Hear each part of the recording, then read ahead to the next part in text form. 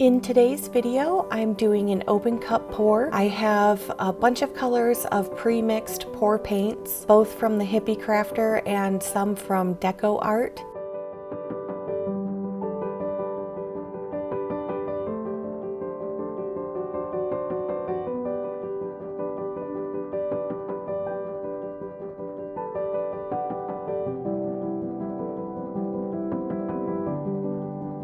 I wanted to see how both of these pre-mixed pour paints worked with something like an open cup. I've used them in other techniques, but I haven't used them in one like this before. So I just wanted to see straight from the bottle what they were going to work like. The consistencies of each of the brands of paint is a little bit different from each other, so that'll be interesting to see how they move. But I have a metallic pink, light pink, beige, and a metallic copper color.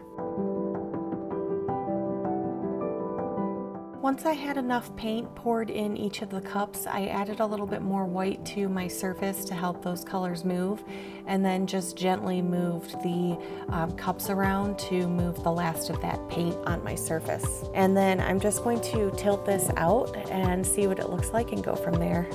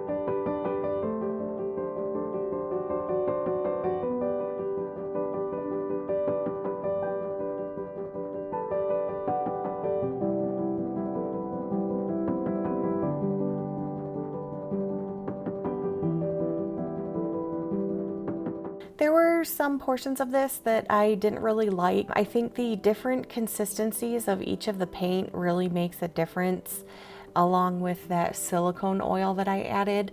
It's just not a look that I really liked, so I decided to pour a little bit more and try again. I think next time I would stick with one brand of paint in the bottle instead of two different ones, since they are a little bit different from each other. Overall, I do like the colors, but I think that after removing the silicone oil, once it's dry, which you can just do with some rubbing alcohol and a paper towel,